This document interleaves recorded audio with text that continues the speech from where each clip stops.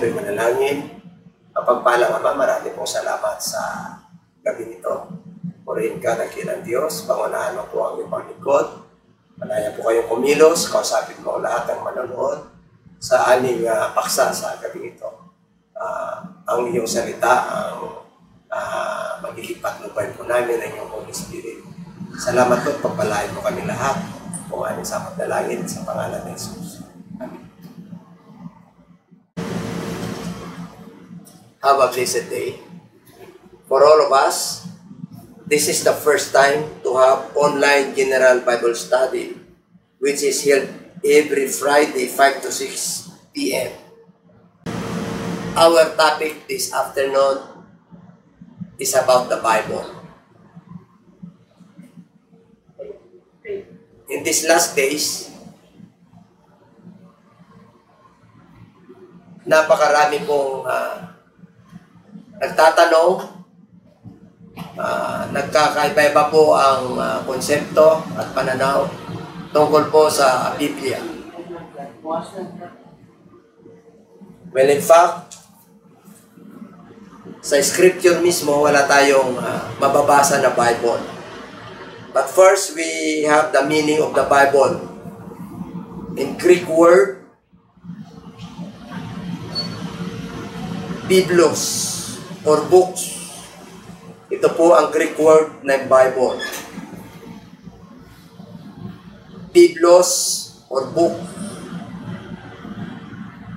And the Bible is the only authentic source from instruction, from the knowledge of God. Ito lang po yung ibinigay na love letter ng Diyos sa sangkatauhan. Ito po ay hindi inilihim. Mamimili ang tao kung sila po ay manampalataya sa kanyang salita. Kung mapaniwalaan nila, magkakaroon po ito ng bisa. Magkakaroon po ito ng kapangyarihan sa kanilang buhay. Kung hindi naman, hindi po makakakilos ang Diyos. Kaya, napakagandang topic po ito na simulain sapagkat lahat po tayo ngayon ay nasa pamilya, nasa mga kaibigan, dahil sa pagkakataon na to, hindi lang po dito sa bansang Pilipinas, halos sa buong mundo po, nagkaroon po ng pagkakataon ng bawat isa para marinig po natin ang instruction ng Diyos kung bakit nangyayari ang mga bagay nito.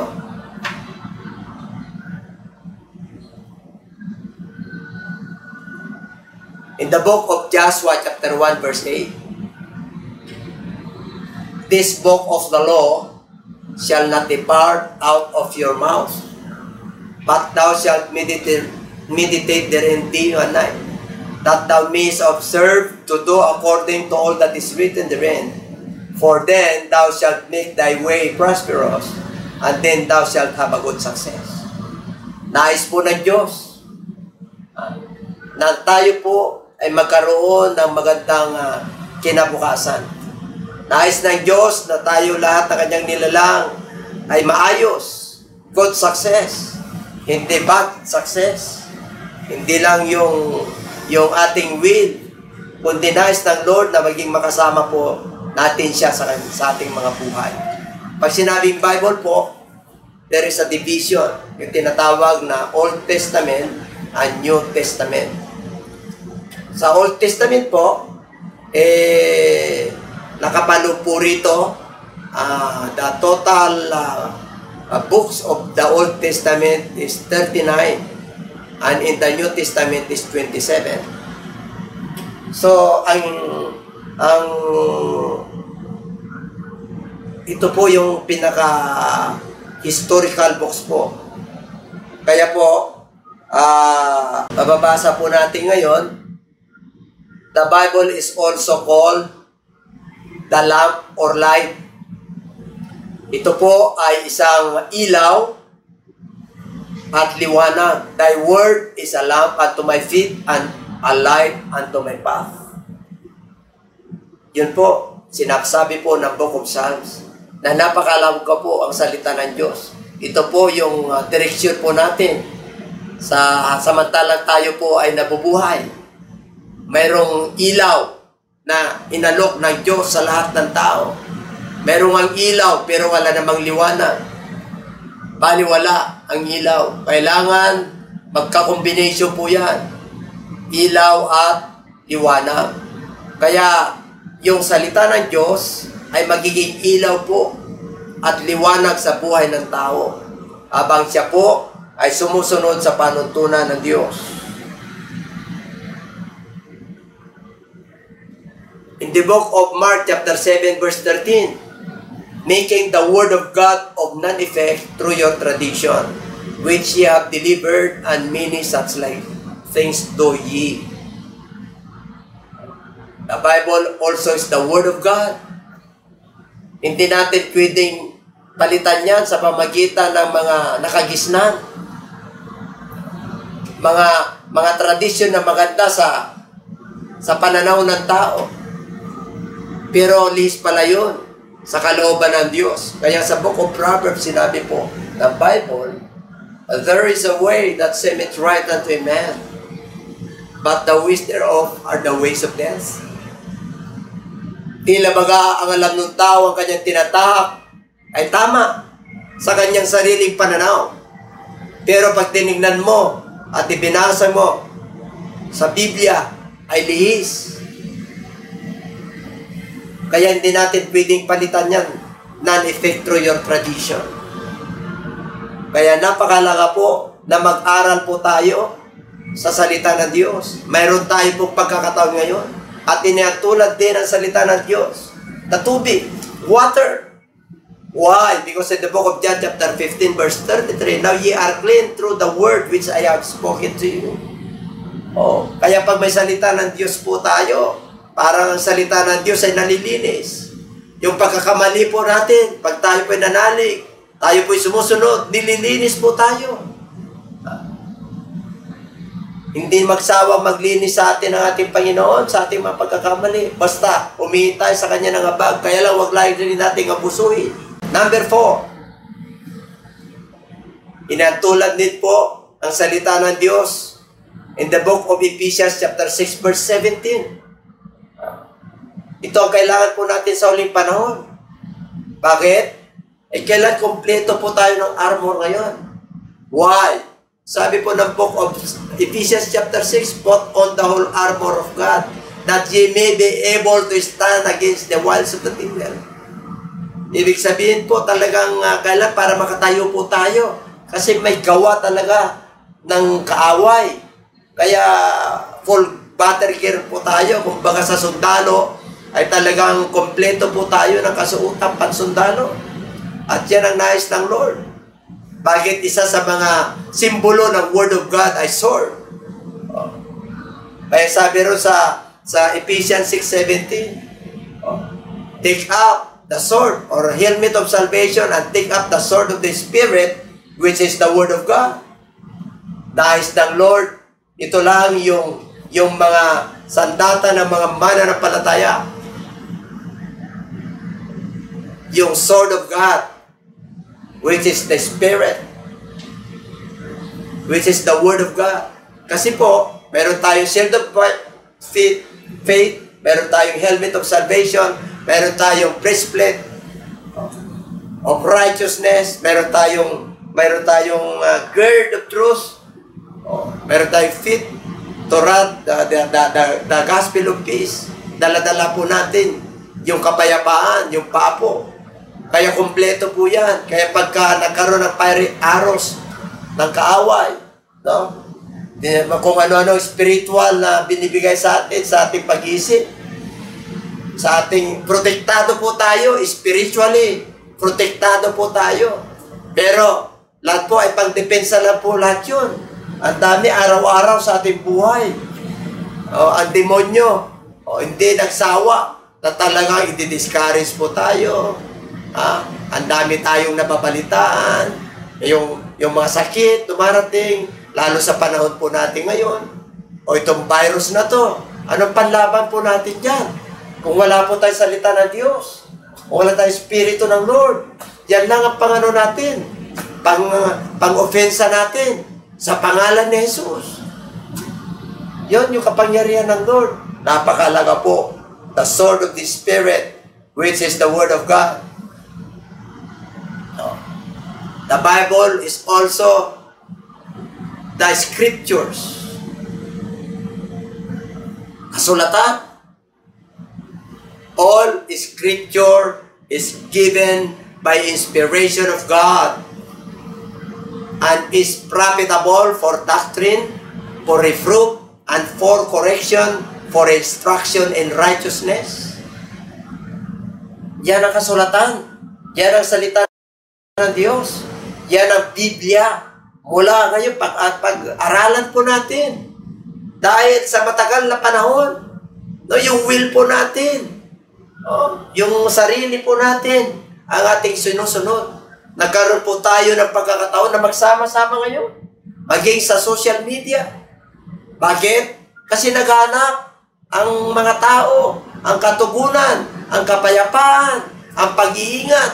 Ang Diyos lamang po ang may kapangyarihan na pumuksan ito, na magkaroon tayo sa kabila ng kaguluhan, magkaroon tayo ng kapayapaan. Kaya ang sabi ng Lord, all Scripture, from Genesis up to Revelation, inspired by God, kinasya niya ng Diyos, ibinigay niya ng Diyos para mapakinabangan po natin sa pagtuturo.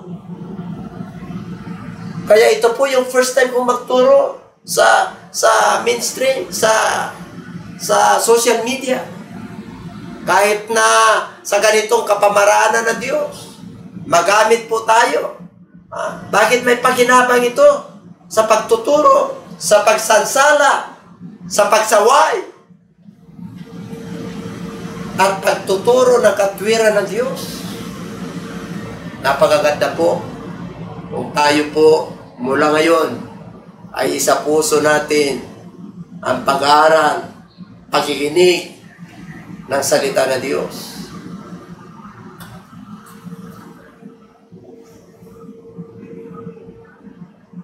Napakapangyarihan, its authority. Kanina, it is also called the Scriptures, the Word of God, the love of life, the water and the sword. Now, its authority. Yung kapangyarihan, yung kapamalaan. Tingnan po natin in the book of Exodus chapter 20 verse 1. Anong sabi po ron? God spoke all these words. Nagsalita ang Diyos sa pamagitan ng kanyang salita. And God speak all these words saying, ano yung sinabi niya mga kapatid?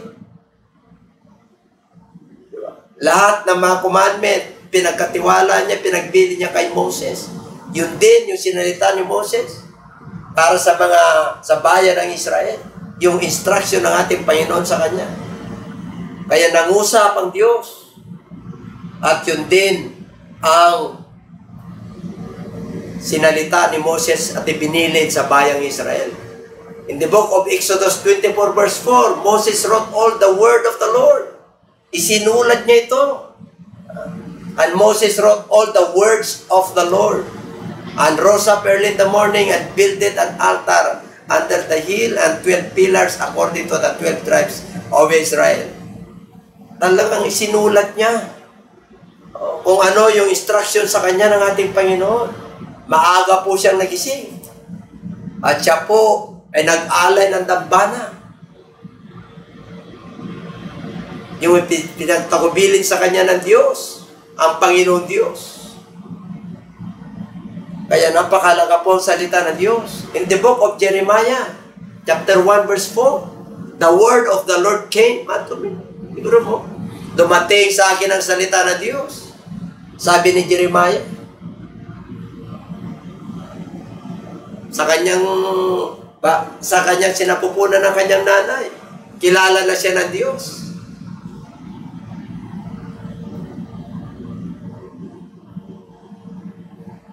Jeremiah 1:9, I have put my words in your mouth.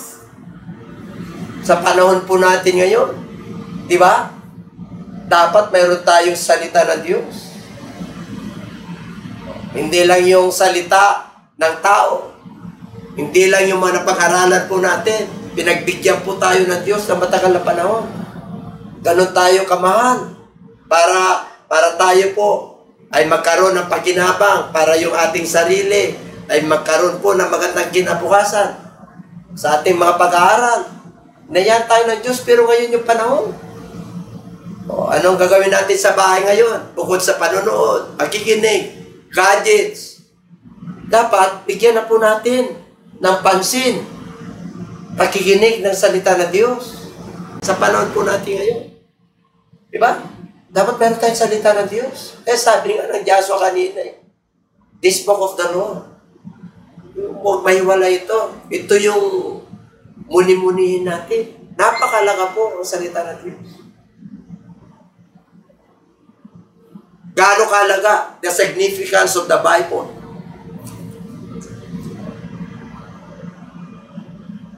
It is the key for God's blessings. Susi po ito ng mga pagpapala. Kung gusto mo na magtagumpay, naging hinaharap, mabuti, okay. Ito po yung muni-munihin natin, hindi yung problema. O, kaya sabi ng Lord, sino ba makakatagtag sa atin ng buhay pag namumroblema po tayo? Madali po tayong tumanda, karoon tayo ng wrinkles. Ang nais ng Lord, pag may problema po tayo, pag may kabigatan tayo, may mga dala-dala tayong mga kahirapan sa buhay, tiisin, meditate His Word, day and night. Ang problema po, minimeditate po natin yung sarili nating mga problema. Nintay ka lang ni Lord. Pinapakinggan lang po tayo kung reklamo tayo ng reklamo sa buhay na to. Nais ng Diyos na kumilos siya sa ating mga buhay. Kaya sabi sa Joshua 1:8, chapter 1 verse 8, this book of the law, ito po. Itong aklat na ito, shall not depart out of your mouth. Diba? Huwag mong iwala ito. But meditate therein day and night. Oh, day and night po yan. Hindi lang yung sa may problema ka, saka mo lang kailangan yan. Mga minamahal. Pag yan po ang magiging habit natin, paggising pa lang natin, Lord. Oh, if I look up my head towards heaven, declares your glory. Nawawalang ang problema kung gumagaan. Gawin po natin yan, meditation, instead of meditating your problems. Oh, magiging malaki problema mo, ito ang ipalit mo. At thou and observe to do according to all that is written therein, to keep, to obey His words. All that is written. Pag sinabi ng Diyos itong gawin mo, all, yes. Masakit, may sacrifice. Pero at the end of the day, ang ganda pala, natututo pala tayo sa ating mga suliranin at mga problema. For then, thou shalt make thy way prosperous. Biro mo, paprosper ka ng ating Panginoon, yung buhay natin, magiging balance. And then, thou shalt have good success. Dalawa lang po ang tao kainatnan. Either good or bad yan. Pero pag sa Diyos ka, there is only one good, that is God. Dahil mabuti ang iyong tinatanim, mabuti ang iyong ginagawa, nakikita ng Diyos at nalulugod ang Diyos. Kaya bibigyan ka ng magandang kinabukasan. May mga sacrifice, tanggapin natin. Ang mahalaga, alam natin na tayo ay sumusunod sa Diyos. Magaan po yan. May mga sacrifices. Tanggapin lang po natin. Oh. It prevents us to sin. Grabe, thy word that I have hid in my heart, that I might not sin against thee. In the book of Psalms 119 verse 11, yung nakatago, yung salita na aking iningatan sa aking puso. Takot ako rito, Lord. Iningatan ko to para hindi ako magkasala. Pag ako'y nagagawa ng pagkakamali at pagkakasala, kumakalabog yung dibdib ko. Pero dahil sa iyong salita, it prevents me to sin. Ito yung mga bagay na nagpipigil sa akin para hindi ko magawa yung sarili kong katwiran at sarili kong kalooban. Sabi ng Book of Psalms, in the Book of Psalms 119:105, it gives us guidance. Ang ganda. Diba? Kung may salita ng Diyos ka, mayroon kang guiding light, kahit na madilim na, wala nang pag-asa, may liwanag ka pa rin. Thy word is a lamp unto my feet and a light unto my path. Grabe. No? Ito yung salita mo, Panginoon, ang aking ilawan, lamparayan sa aking mga paa at liwanag sa aking daanan. Ay, grabe po. Hindi tayo maliligaw pag may salita ng Diyos po tayo. Kahit na madilim na ang mundong ito, maaaring marami ka ng napabalitaan, nakikita, nararanasan sa buhay na ito. Pero pag may salita ka ng Diyos, ito yung gagabay sa'yo. Number 4, it is the food for the soul. Ito yung pagkain ng kaluluwa. Matthew chapter 4, verse 4. But he answered and said, man shall not live by bread alone, but by every word that proceed out of the mouth of God. Ang talang ang ating Panginoon ay talagang nag-ayuno ng 40 days and 40 nights sa wilderness. Tinukso siya ng kaaway. Kung ikaw ay anak ng Diyos, o let din itong bato ito, gawin mong tinapay. Let this be turned into bread. O sabi ng Lord, it is written.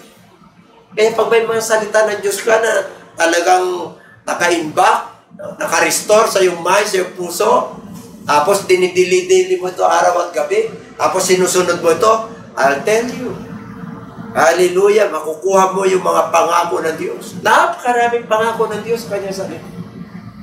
Yung mga problema po natin, kaya niyang gawing magaan yan, turn into blessings.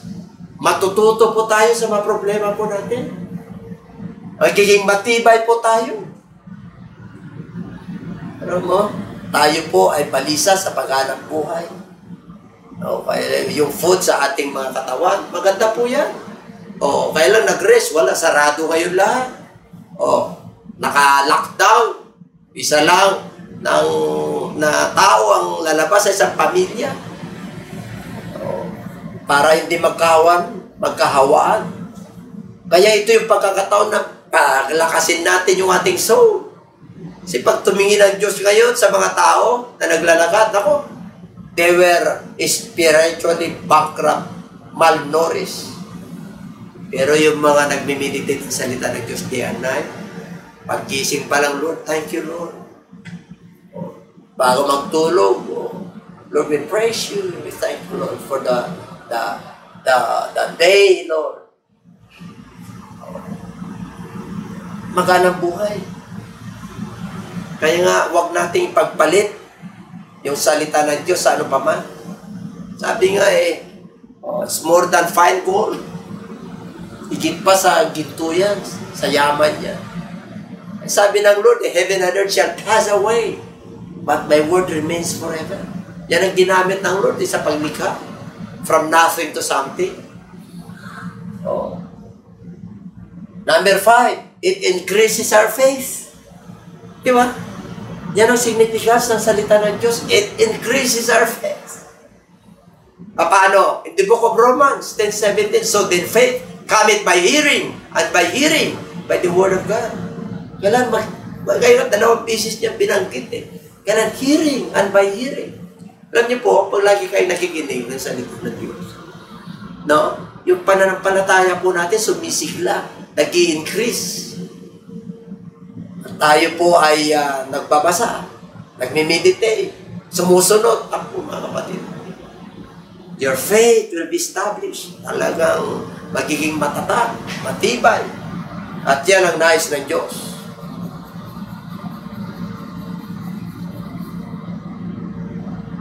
And number 6, 1 Peter chapter 2, verse 2.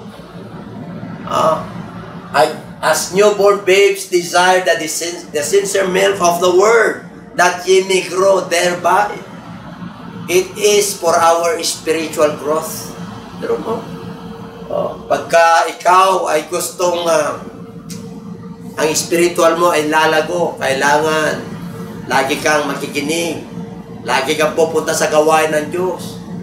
O ngayon naman, lagi kang manalangin, lagi kang tumawag, magpuri, sasamba, kaya sa bahay mo lang. Kasama ang iyong pamilya, kasama yung mahal sa buhay. O sa social media, gamitin po natin yung pagkakataon. O yung ating mga mahal sa buhay, office mates, classmates, kumusta ka na dyan? Anong ginagawa mo? O mag-aral tayo, manalangin tayo.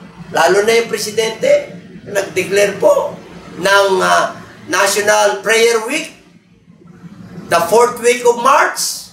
Dapat sama-sama po tayo. Ako mga kapatid, ito na yung pagkakataon ng Diyos po ay naghihintay ng pagtawag ng kanyang nilalang. Ako mga kapatid, matutuwa ang Diyos yan. Ano naman ang dapat natin gawin sa salita ng Diyos? What must we do with the Bible?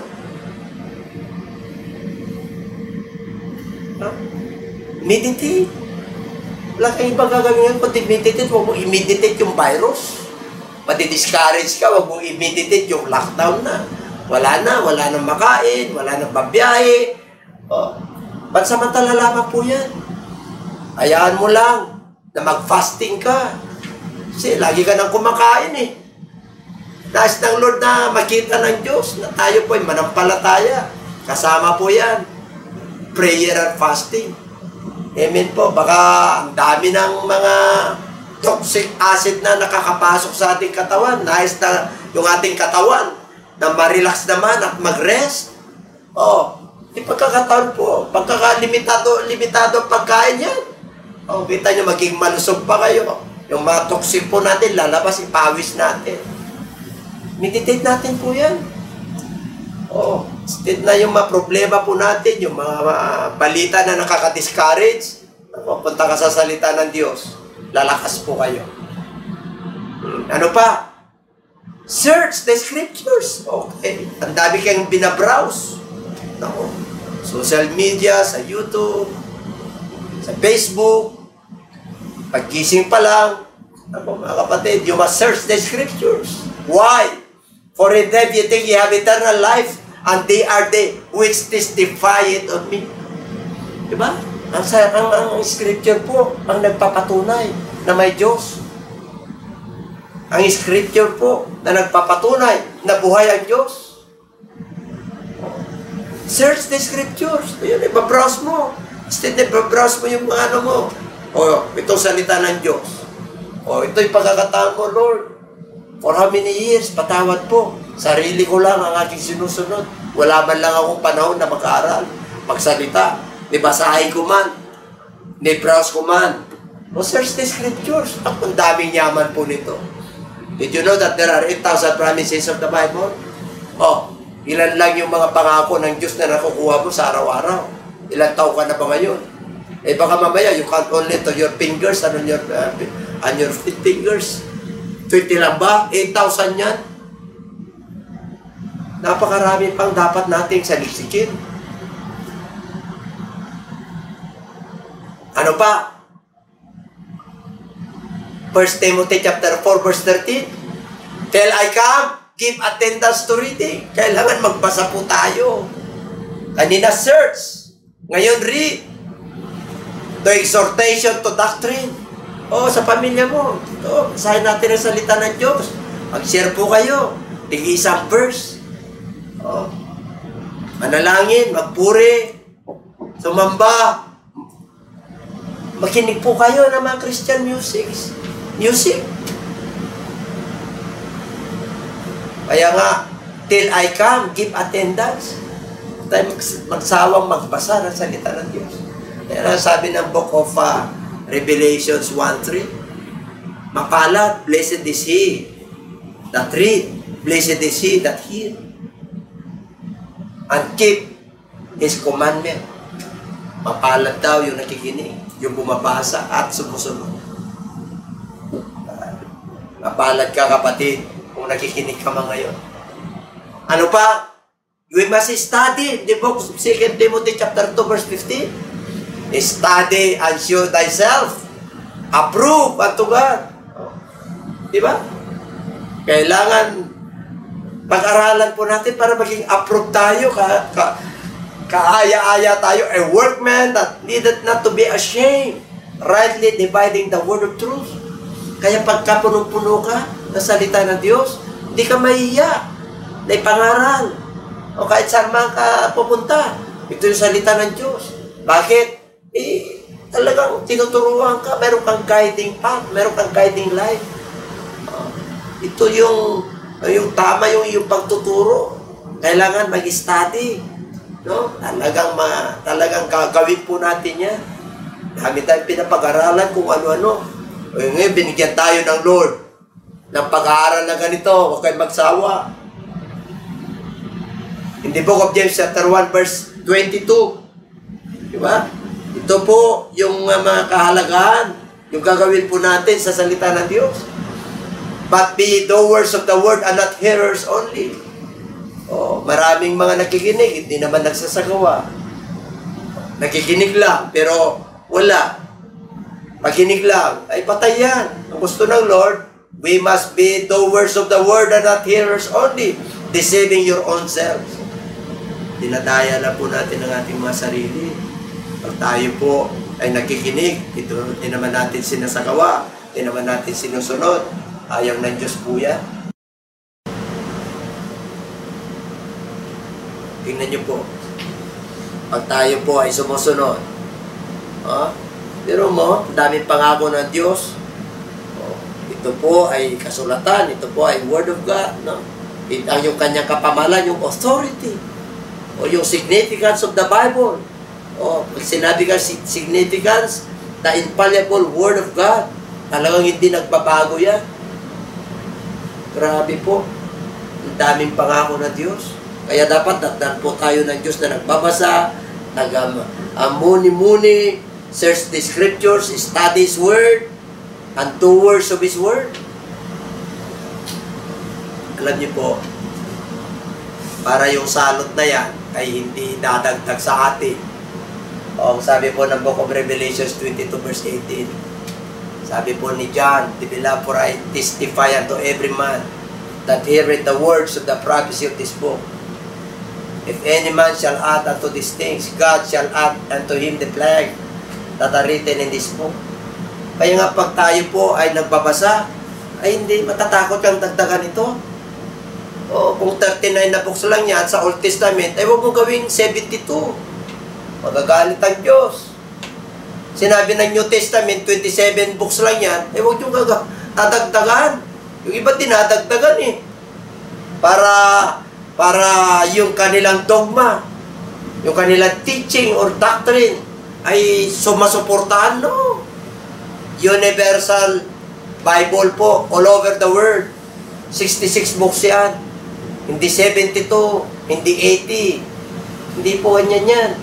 Ito po ay tanggap. Lahat sa buong mundo. Kaya meron tayong universal, 66 books lang po yan. Ano sabi ni Abraham Lincoln? Pag meron kang salita ng Diyos. The book of books. The libraries of all libraries. Bakit po nasabi ni Abraham Lincoln yun? Kasi po, nagiging matatag na presidente po siya. Yung kanyang pamamahala, pinagpala po sila. Bakit? Biro mo, pag meron kang salita ng Diyos, napakatalino mo. Intindi ng talino mo, kahit hindi ka matalino sa secular school. Pero yung salita ng Diyos, nasusunod mo, mamumuhay ka ng maayos. Matalino ka pagkaganyan. Antindi mo pagkaganyan ka. Huwag mong tatagdagan. Kung ano lang nakasulat yan, dyan lang po tayo.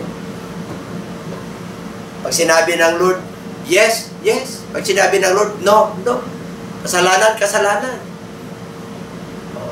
Pag lumampas ka pa ron, ay, hindi, iwan ko na lang. Kaya hindi natin pwedeng dagdagan yan. Bakit idadagdag yung salot? Lahat naman nakasulat sa book na to. Kaya, nakakatakot. Kaya sa panahon natin, tignan nyo salot. Oh. Kaya walang increase. Nag-increase araw-araw. Nais ng Lord na yung bakit? Dami na ngayon eh. Bakit? Dinadagdagan eh. Didagdag din ang salot. Sabi po ng Revelation 22, verse 19, and if any man shall take away from the words of the book of this prophecy, God shall take away his part out of the book of life and out of the holy city and from the things which are written in this book. Ayaw din ng Diyos na pabawasan po natin. Oh. Bakit? Yung mga pangako niya, instead na pupunta na tayo sa book of life eh. Yung nawala noong panahon ni Adan at ni Eva eh. Nandun, katanim lang po yun. Huwag nating babawasan po yan. May marami ngayon. Dami. Hindi naman sinabi ng Lord na, sabi niya, many false prophets, no? Many false teachers, many false Christ, many false doctrine. Hindi niya sinabi na few. Mga minamahal, mga kababayan, mga kapatid. Beware! Kaya makikita mo sila sa mga buhay. Mga pinapangaral nila, hindi na naayon sa kanilang pananalita o sa buhay. Walis ka na dyan. Taka sa Bible. Amen? Doon ka sasangguni. Hindi sa tao. Ayaw nga ng Lord na magtiwala ka sa tao. Trust not in man, because curses in man that trust in man. Kaya magpasa po tayo. Hindi tayo na pwedeng magdumipindi lang sa sinasabi ng tao. Yung ba, talagang sinabi ng Diyos yan. Dapat ganun po tayo. Kaya sabi niya, search the scriptures eh. Para sa atin lahat yan eh. Kaya nga open ito eh. Noong unang panahon eh. Yung mga matataas lang, yung mga talagang religious people na nakakahawak, ay we are now under grace. O panahon na, lahat po tayo. Pwede nang umawak rito. Papaalam tayo sa Pilipinas. Amen? O, bakit? I-open po ito eh. Pero mo, yung ating presidente, lahat ng religious, man ka, huwag na natin pag-usapan kung basta manampalataya ka, tumawag tayo sa ating kilalang Diyos. Panalangin natin yung ating bansa, yung kalusugan ng mga health workers, yung mga military, yung buong tao sa Pilipinas. Pero mo, mga kapatid, nag-appeal na yung ating gobyerno. Kaya, salamat po at sana po kapagpala po tayong lahat.